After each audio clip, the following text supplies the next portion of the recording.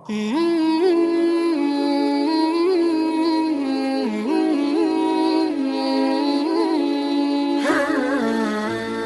ایک گناہگار بنی اسرائیل کی اس کی کہانی موجود ہے کہ وہ آیا اور نیکوکار سے اس نے کوئی بات کی تو اس نے اس کو جھٹک دیا، اور وہ اتنا نیکوکار تھا جب وہ چلتا تھا تو بادل اس کے اوپر سایہ کرتا تھا، اللہ نے اس کو اتنا نوازا ہوا تھا، لیکن گناہگار کو دیکھ کر کے اس کے اندر نفرت کے جذبات پیدا ہوئے، اس نے کہا میرے سے بات نہ کر، پیچھے ہٹ جا، اللہ اکبر۔ تو وہ بیچارہ بڑا رویا کہ مالک میں اتنا گناہگار ہوں کہ تیرے پاک بندے مجھے اپنے پاس بٹھانے کے لیے بھی تیار نہیں۔ دل ٹوٹا، شکستگی پیدا ہوئی، کہا لیکن مالک تیری مرضی، اور واپس پلٹا۔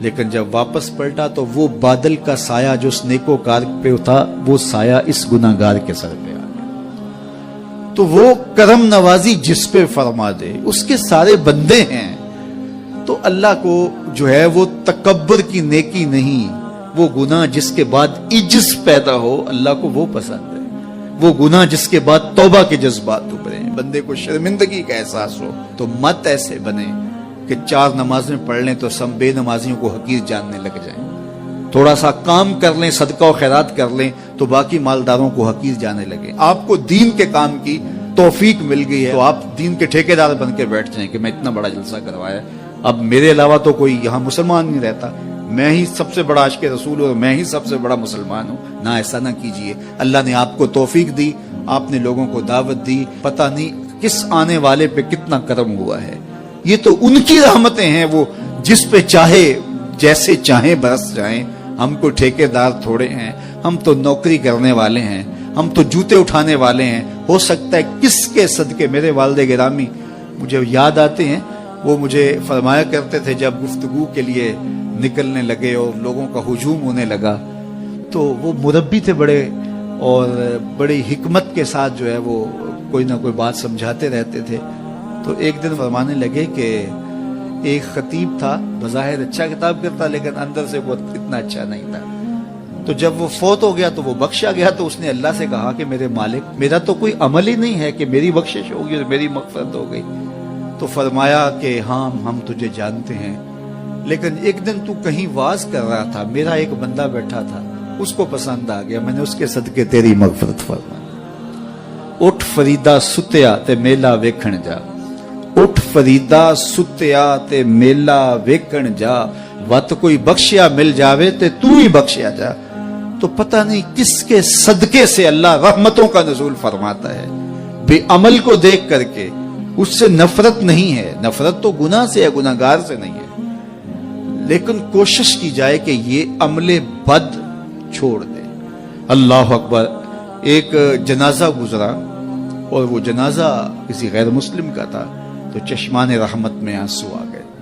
تو صحابہ نے پوچھا کہ حضور یہ یہودی ہے یا عیسائی ہے، کوئی اس کا جو مذہب تھا وہ بتایا، تو فرمایا کہ مجھے اس بات پہ افسوس آیا کہ یہ اسلام نہیں لا سکا اور کفر کی حالت میں مر گیا، تو اگر یہ اسلام لاتا اور جو ہے وہ جنت کی راہوں کا مسافر ہوتا تو کتنا اچھا۔ یہ اس کے ساتھ بھی ہمدردی ہے۔ تو اللہ کی مخلوق، یہ جنت کے اکیلے ٹھیکیدار بننے کی کوشش نہ کریں کہ میرے علاوہ کوئی جائے ہی نہ، جنت کے دروازے پہ میں بیٹھ جاؤں گا کسی کو، یہ زیادتی ہے۔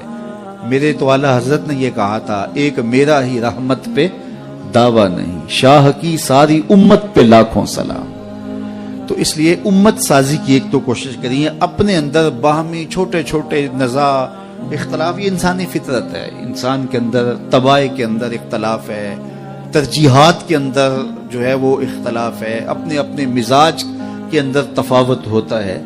تو ایسا نہ ہو کہ چھوٹی چھوٹی باتوں سے آپ جو ہے وہ امت کو پھاڑ چیر کے رکھ دیں، نہیں، بلکہ امت کا جو تصور ہے اس کو قائم رہنا چاہیے۔ تو گناہ کے بعد جب انسان کے اندر ندامت کا اظہار ہوتا ہے، وہ جو آنسو ٹپکتے ہیں، بندہ اپنے آپ کو چھوٹا سمجھتا ہے، میں اتنا گناہگار، میں پاپی، میں مجرم، میں میلا اتھرو، جب وہ اپنے آپ کو دیکھتا ہے کہ میں اتنا برا شخص ہوں، تو پھر اللہ کی رحمتیں اس کے اوپر متوجہ ہوتی ہیں۔ تو اس کو پسند ہے کہ جب بندے اس کے حضور عاجزی کرتے ہیں، اس کے حضور معافی مانگتے ہیں، تو مت کسی کو حقیر جاننا کہ یہ گناہگار ہے، نہ جانے اس کا انجام کیا ہو۔ کتنے گناہگار ان کا آخر اچھا ہو جاتا ہے، کتنے نیکوکار ان کا آخر اچھا نہیں ہوتا۔ انما الاعمال بالخواتیم، وہ تھی تو فاحشہ عورت، لیکن ایک کام کیا کہ ایک کتے کو پانی پلا دیا، اپنے دوپٹے سے جوتا باندھ کر کنویں میں لٹکایا اور اس کو پانی پلا دیا۔ حدیث پاک میں آتا ہے اللہ اس کے صدقے سے اس کی خطائیں معاف فرما دی۔ اور ایک نے بلی کو مار دیا خاتون کو، وہ جہنم کی آگ میں جلنے لگی۔ اس لیے کون کس کا انجام کیا ہوتا ہے؟ ہمارے بزرگ فرماتے ہیں کہ بچے سے پیار کرو کہ اس کے گناہ کم ہیں، اور بڑے سے پیار کرو اس کی نیکیاں زیادہ ہیں، اس کی نیکیاں زیادہ ہیں۔ چھوٹے سے اس لیے پیار کہ اس کے گناہ کم ہوں گے، اور بڑے سے اس لیے پیار کہ اس کی نیکیاں زیادہ ہوں گی۔ اور اسی طرح جو ہے وہ خیال کرو کہ ہو سکتا ہے اس کا انجام بخیر ہو جائے اور اس کا آخر کتنا خوبصورت ہو، تو مت کسی کو حقیر جانیے گا۔ ایک میرا ہی رحمت پہ دعویٰ نہیں، شاہ کی ساری امت پہ لاکھوں سلام۔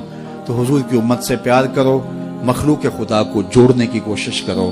اور آقا کریم علیہ الصلوۃ والسلام نے یہ جو امت کا تصور دیا اور کہاں کہاں سے لا کے کہاں کہاں کے افراد کو ایک گروہ میں، ایک جماعت میں اور ایک امت کے اندر پرویا، ایک لڑی کے اندر پرویا، اس امت کو امت ہی رہنے دیا جائے۔ اللہ مجھے آپ کو اپنی پناہوں کا حصار عطا کرے۔